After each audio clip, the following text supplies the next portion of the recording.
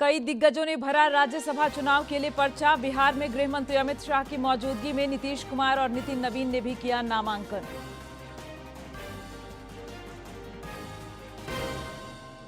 गिरिडीह में झामुमो का मिलन समारोह, कई लोगों ने थामा दामन। मंत्री सुदिव्य कुमार ने विकास की दोहराई प्रतिबद्धता। जमशेदपुर में पूर्व मुख्यमंत्री रघुवर दास से मिले संजय सेठ। राज्य में अपराधियों और तस्करों पर पुलिस की सख्ती। हत्या मामले में पलामू में 2 गिरफ्तार, पाकुड़ से भी अपराधी पकड़ाया। जमशेदपुर में 3 तस्कर गिरफ्तार। और राज्य में फिर बदल सकता है मौसम का मिजाज। 6 से 9 मार्च तक हल्की बारिश के आसार। तापमान में हो रही लगातार वृद्धि।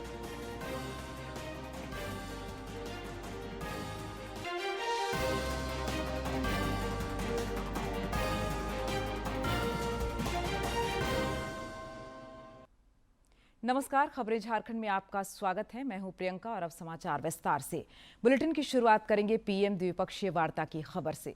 प्रधानमंत्री नरेंद्र मोदी और फिनलैंड के राष्ट्रपति के बीच आज नई दिल्ली के हैदराबाद हाउस में द्विपक्षीय वार्ता हुई, जिसमें विभिन्न क्षेत्रों में सहयोग पर सहमति बनी।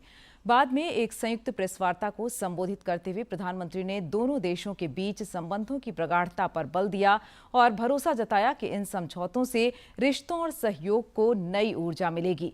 प्रधानमंत्री ने पश्चिम एशिया और विश्व के अन्य हिस्सों में संघर्ष पर चिंता जताई और कहा कि सैन्य कार्रवाई से संकट का समाधान नहीं निकल सकता। उन्होंने कहा कि भारत शांति का पक्षधर रहा है। श्री मोदी ने आतंकवाद के खात्मे के लिए साझी प्रतिबद्धता और वैश्विक संस्थानों में तुरंत सुधारों की आवश्यकता पर बल दिया।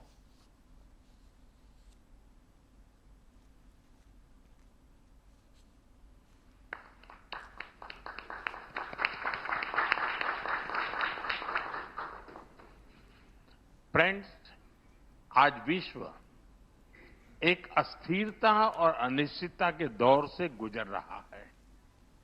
यूक्रेन से लेकर वेस्ट एशिया तक दुनिया के कई हिस्से उसमें संघर्ष की स्थिति बनी हुई है। ऐसे ग्लोबल एनवायरनमेंट में भारत और यूरोप दुनिया की 2 बड़ी डिप्लोमेटिक पावर्स अपने संबंधों के सुनहरे दौर में प्रवेश कर रहे हैं। हमारा बढ़ता सहयोग वैश्विक स्थिरता, विकास और साझा समृद्धि को नई मजबूती दे रहा है। फ्रेंड, वर्ष 2026 की शुरुआत में ऐतिहासिक Bharat European union free trade agreement हुआ। यह एग्रीमेंट भारत और फिनलैंड के बीच ट्रेड, इन्वेस्टमेंट और टेक्नोलॉजी सहयोग को और प्रबल करेगा। डिजिटल टेक्नोलॉजी, इंफ्रास्ट्रक्चर और सस्टेनेबिलिटी जैसे क्षेत्रों में भारत और फिनलैंड महत्वपूर्ण साझेदार हैं। नोकिया के मोबाइल फोन और टेलीकॉम नेटवर्क ने करोड़ों भारतीयों को जोड़ा है। फिनलैंड के आर्किटेक्ट के सहयोग से हमने चिनाब नदी पर विश्व का सबसे ऊंचा रेलवे ब्रिज बनाया है। फिनलैंड की साझेदारी से हमने नुमालीगढ़ में दुनिया की सबसे बड़ी बंबू टू बायोएथेनॉल रिफाइनरी भी बनाई है। फ्रेंड, ऐसे महत्वपूर्ण उदाहरणों से प्रेरित होते हुए प्रेसिडेंट स्टूब की इस यात्रा में हम भारत फिनलैंड संबंधों को एक strategic partnership in digitalisation and sustainability का रूप दे रहे हैं। बात करेंगे राज्यसभा चुनाव के नामांकन की। 10 राज्यों में 37 राज्यसभा सीटों के लिए नामांकन दाखिल करने की प्रक्रिया आज समाप्त हो गई। इन सीटों के लिए आज कई दिग्गजों ने नामांकन दाखिल किया। पड़ोसी राज्य बिहार में राज्यसभा चुनाव को लेकर आज काफी गहमागहमी रही।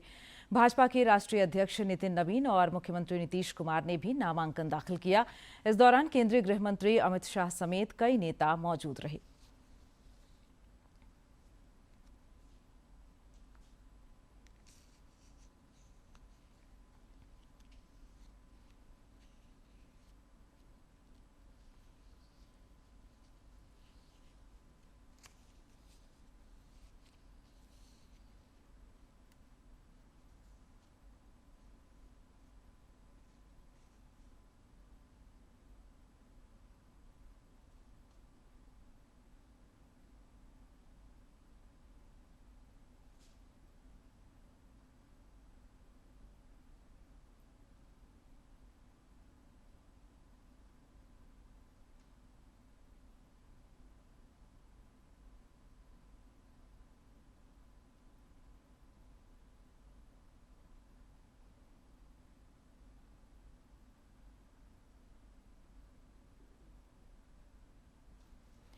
मुख्यमंत्री नीतीश कुमार के राज्यसभा जाने के फैसले से बिहार में राजनीतिक सरगर्मी तेज हो गई है।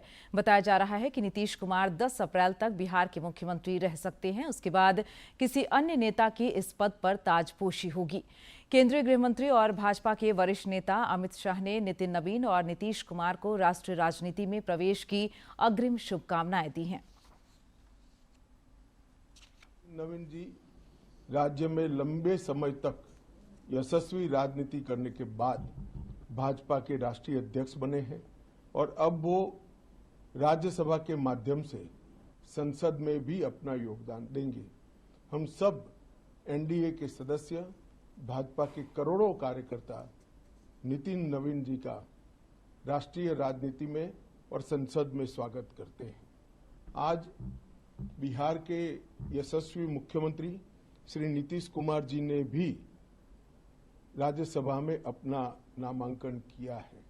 इसके साथ ही बहुत लंबे अरसे के बाद श्री नीतीश कुमार जी फिर से एक बार राष्ट्रीय राजनीति में राज्यसभा सांसद के नाते प्रवेश करेंगे।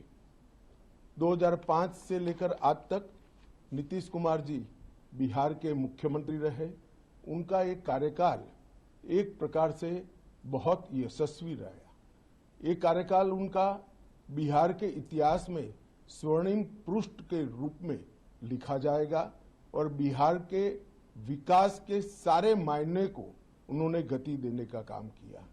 उन्होंने अपने शासनकाल में बिहार को जंगल राज से मुक्त करने का काम किया।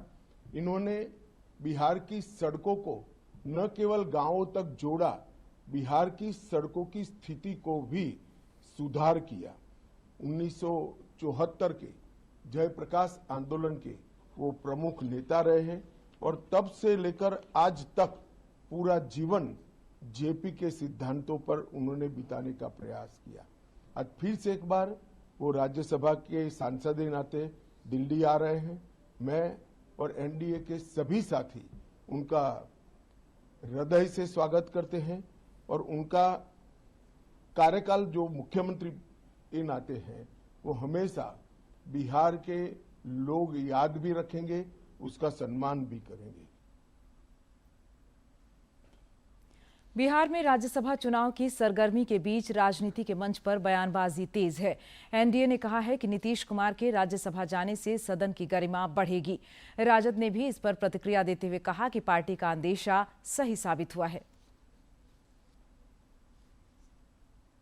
कि सदन की भी गरिमा बढ़ेगी, बहस का स्तर ऊंचा होगा और यूं भी 2001 में अपनी ख्याति के चलते और अपने अच्छे बौद्धिक ज्ञान के चलते उन्हें बेस्ट पार्लियामेंटेरियन का खिताब भी मिला था। तो उनकी प्रबल इच्छा थी कि राज्यसभा के सदस्य बने और उन्होंने कहा है कि विकसित बिहार के सपना को पूरा करने के लिए सदैव मेरा बिहार में जो भी सरकार के साथ मेरा जो है और हर वक्त मदद रहेगा। कि हम शुरुआत से ही जो है इस बात को कहते रहे हैं कि चुनाव के बाद जो है नीतीश कुमार जी को भाजपा के लोग मुख्यमंत्री पद पे नहीं रहने देंगे। हमने उस समय भी कहा था कि ये महाराष्ट्र मॉडल जो है रिफाइंड तरीके से बिहार में जो है लागू करेंगे। आज वो बात जो है सच हो गई है और जो जन आकांक्षाएं हैं इस सत्ता परिवर्तन के खिलाफ हैं सभी लोग। रक्षा राज्य मंत्री और रांची के सांसद संजय सेठ ने आज जमशेदपुर में पूर्व मुख्यमंत्री रघुवर दास से मुलाकात की। इस दौरान समसामयिक विषयों पर बातचीत हुई। श्री सेठ ने पूर्व मुख्यमंत्री को होली की बधाई और शुभकामनाएं भी दी।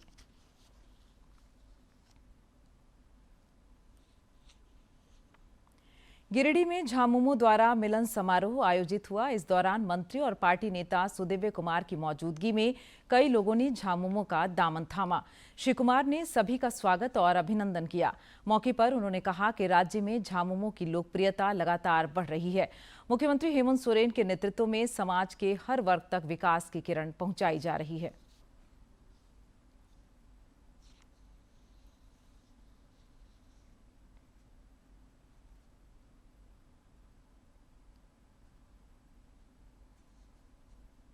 आज पचम्बा के कांदू टोला के कुछ नए साथियों ने झारखंड मुक्ति मोर्चा की सत्ता ग्रहण की झारखंड मुक्ति मोर्चा परिवार में तमाम साथियों का बहुत स्वागत है और हम यह प्रयास करेंगे कि आने वाले दिनों में जिस उम्मीद और भरोसे के साथ लोगों ने संगठन को ज्वाइन किया है, उनकी उम्मीद और भरोसा कायम रहे।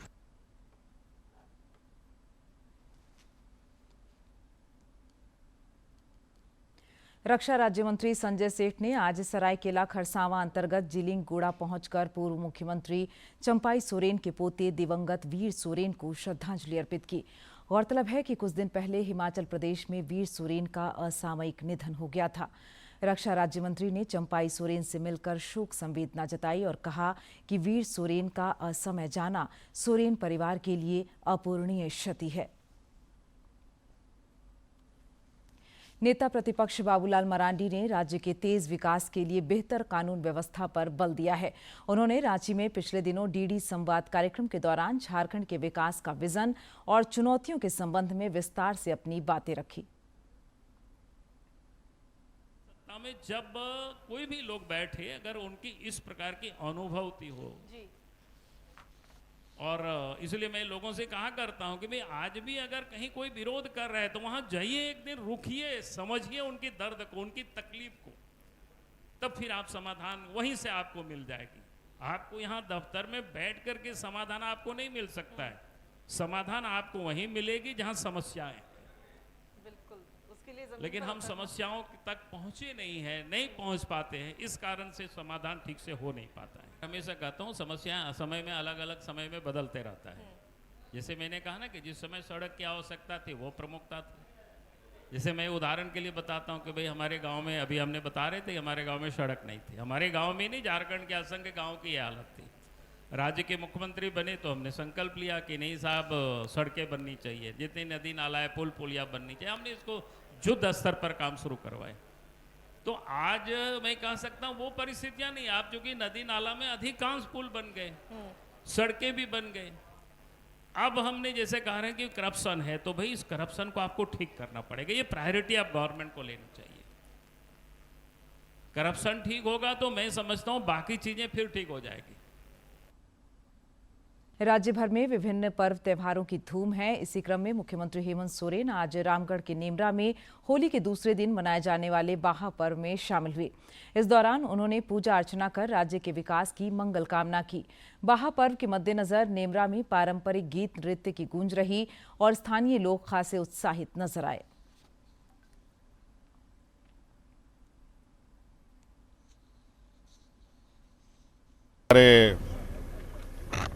हिंदू समुदाय, मुस्लिम समुदाय, सभी लोगों का त्यौहार है। सभी लोगों को मेरी ओर से बहुत बहुत शुभकामनाएं। आज हम लोग भी अपनी परंपराओं के साथ आज गांव में हैं। केंद्रीय गृह मंत्री अमित शाह ने आज वर्ष 2027 की जनगणना के लिए प्रतीक शुभंकर का नई दिल्ली में औपचारिक अनावरण किया। जनगणना के लिए महिलाओं और पुरुषों की प्रगति तथा विकास की थीम पर प्रतीक शुभंकर जारी हुए हैं। श्री शाह ने इस दौरान अधिकारियों के साथ बैठक कर उन्हें जनगणना 2027 को लेकर जरूरी निर्देश भी दिए। अपराधियों और तस्करों के खिलाफ पुलिस ने अभियान तेज कर दिया है। पलामू में पुलिस ने चैनपुर थाना क्षेत्र में एक हत्याकांड का खुलासा करते हुए 2 अपराधियों को गिरफ्तार किया है। पूछताछ में इन आरोपियों ने बताया कि पैसों के विवाद में यह हत्या की गई थी, जिसके बाद शव को झाड़ियों में छिपा दिया गया था। पुलिस ने घटना में इस्तेमाल फाइटर पंच को बरामद कर लिया है। उधर पाकुड़ के अमड़ापाड़ा थाना क्षेत्र में पुलिस ने हथियार के साथ एक अपराधी को गिरफ्तार किया है, जिसे जेल भेज दिया गया है। पुलिस को गुप्त सूचना पर कार्रवाई के दौरान यह सफलता मिली। इस अपराधी के पास से एक देसी कट्टा और 2 कारतूस जब्त किया गया है। गिरफ्तार अपराधी का आपराधिक इतिहास रहा है और गोड्डा तथा साहिबगंज जिले में कई मामले दर्ज हैं। इधर मादक पदार्थों के तस्करों के खिलाफ भी पुलिस और अन्य एजेंसियों ने अपने अभियान को तेज कर दिया है। टाटानगर आरपीएफ ने ऑपरेशन नारकोस के तहत 3 तस्करों को गिरफ्तार किया है। इन तस्करों के पास से करीब 5 लाख रुपए का ब्राउन शुगर बरामद किया गया है। गिरफ्तार तस्करों के पास से मोबाइल और नकदी भी बरामद की गई है। पश्चिमी सिंहभूम में सुरक्षा बलों का नक्सलियों के खिलाफ अभियान लगातार जारी है। इस महीने तक देश को नक्सल मुक्त बनाने की दिशा में सुरक्षा बल लगातार आगे बढ़ रहे हैं। इस बीच सुरक्षा बलों ने नक्सलियों के मंसूबों पर पानी फेरते हुए सारंडा के जंगल क्षेत्र से आईईडी बरामद किया है। इस आईईडी को सड़क पर प्लांट किया गया था, जिसे सुरक्षा बलों ने बरामद कर निष्क्रिय कर दिया।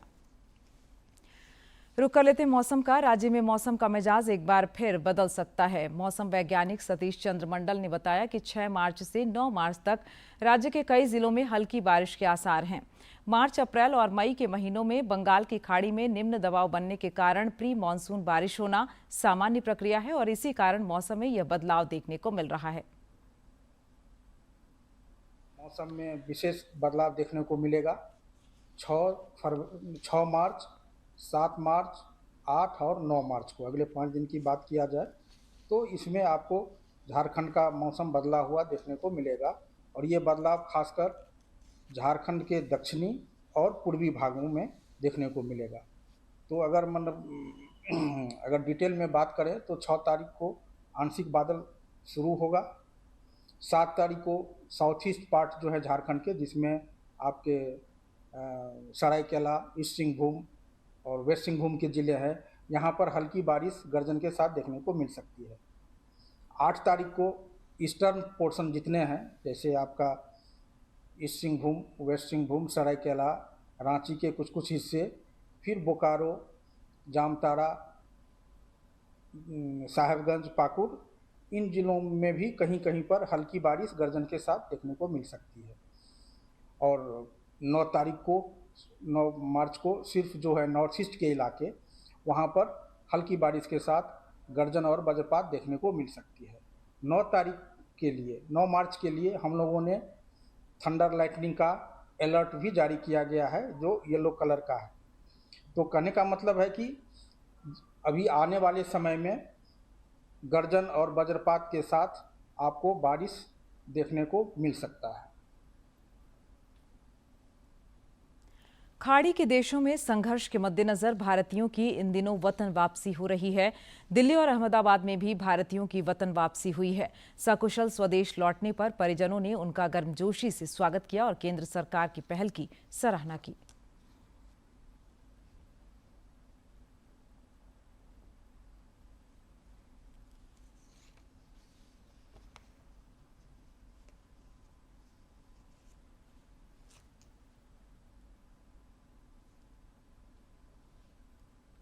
लोहरदगा में जिला प्रशासन की पहल पर कल से 2 दिवसीय साहित्य एवं फिल्म महोत्सव शुरू हो रहा है। इस महोत्सव का आयोजन समाहरणालय मैदान में होगा। उपायुक्त डॉक्टर ताराचंद ने बताया कि इस दौरान कुछ चुनिंदा फिल्मों का प्रदर्शन होगा, जिसमें लोहरदगा मेल भी शामिल है। महोत्सव में उपन्यासकार और फिल्म निर्देशक अपने अनुभव साझा करेंगे।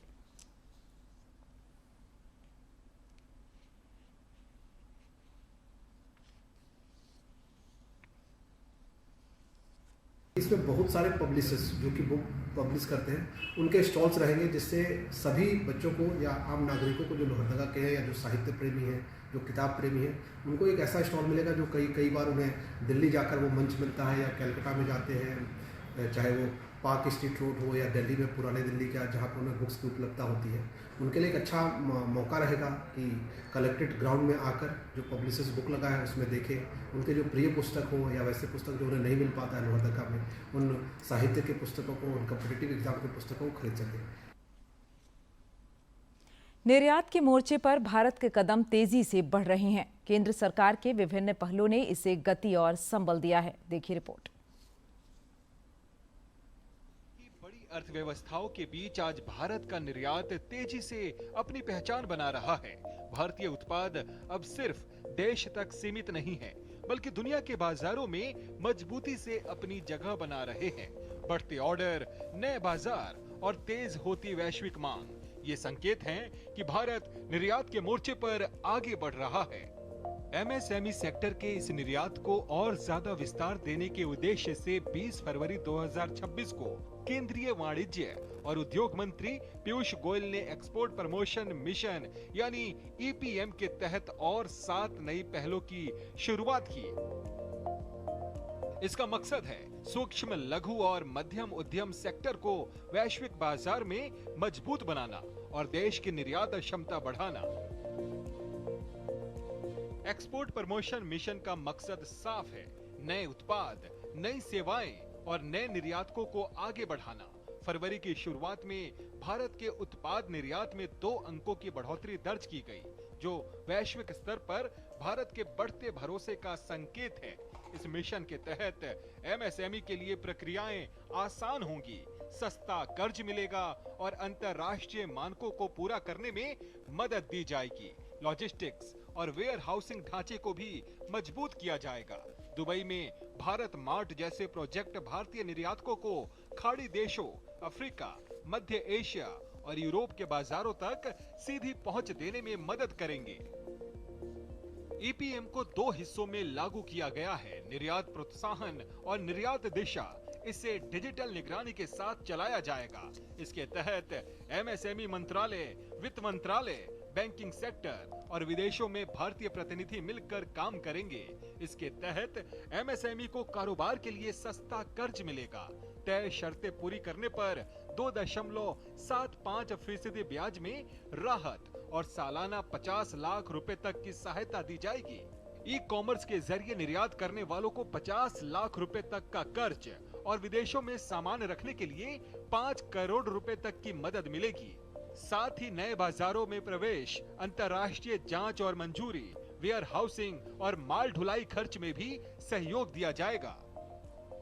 सरकार का लक्ष्य साफ है, निर्यात की लागत कम हो, कारोबार आसान बने और हर एमएसएमई को वैश्विक बाजार से जुड़ने का अवसर मिले। एक्सपोर्ट प्रमोशन मिशन भारत के निर्यात क्षेत्र को मजबूत करने की दिशा में एक अहम कदम है और इसका परिणाम लगातार निर्यात में। राज्य में गर्मी ने दस्तक दे दी है। ऐसे में विभिन्न जिलों में पेयजल आपूर्ति को बेहतर रखने की कवायद भी तेज हो गई है। सरायकेला खरसावां के उपायुक्त ने जल जीवन मिशन और स्वच्छ भारत मिशन की प्रगति को लेकर समीक्षात्मक बैठक की। इस दौरान उन्होंने ग्रामीण क्षेत्रों में नल जल योजना के प्रभावी क्रियान्वयन पर जोर दिया, ताकि सभी घरों को इस योजना से आच्छादित किया जा सके। एआई की धमक आने वाले समय में क्रिकेट प्रशिक्षण में भी दिख सकती है। पिछले दिनों दिल्ली में संपन्न इंडिया एआई इम्पैक्ट समिट में गूगल ने एआई आधारित क्रिकेट प्रशिक्षण का प्रदर्शन किया था।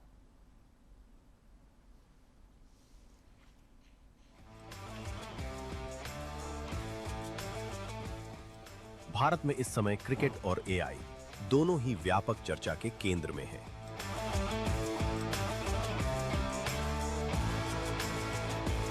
एक ओर ICC men's T20 world cup 2026 का रोमांच जारी है, तो दूसरी ओर नई दिल्ली में आयोजित इंडिया एआई इम्पैक्ट समिट 2026 तकनीकी नवाचारों की दिशा तय कर रहा है। इसी मंच पर गूगल ने एक ऐसी पहल प्रस्तुत की है जो क्रिकेट प्रशिक्षण के पारंपरिक स्वरूप को बदल सकती है।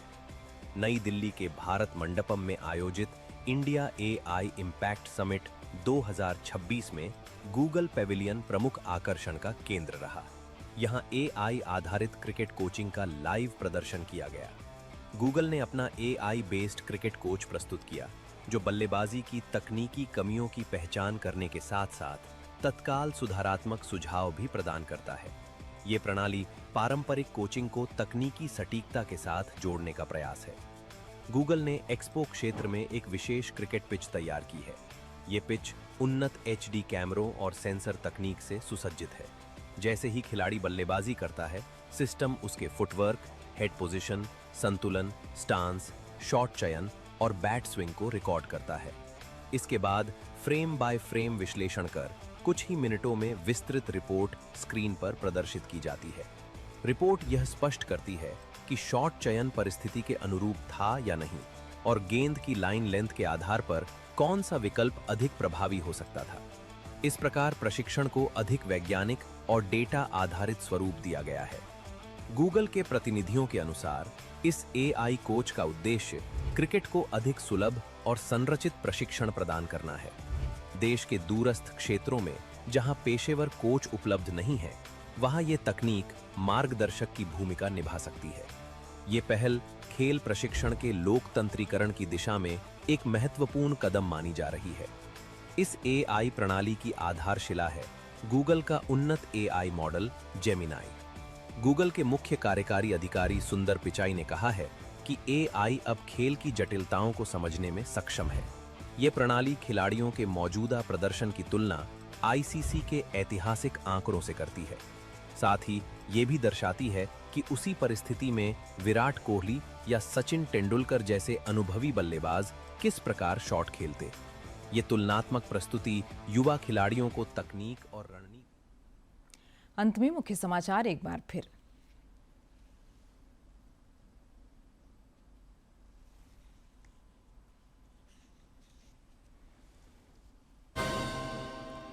कई दिग्गजों ने भरा राज्यसभा चुनाव के लिए पर्चा। बिहार में गृह मंत्री अमित शाह की मौजूदगी में नीतीश कुमार और नितिन नवीन ने भी किया नामांकन। गिरिडीह में झामुमो का मिलन समारोह, कई लोगों ने थामा दामन। मंत्री सुदिव्य कुमार ने विकास की दोहराई प्रतिबद्धता। जमशेदपुर में पूर्व मुख्यमंत्री रघुवर दास से मिले संजय सेठ।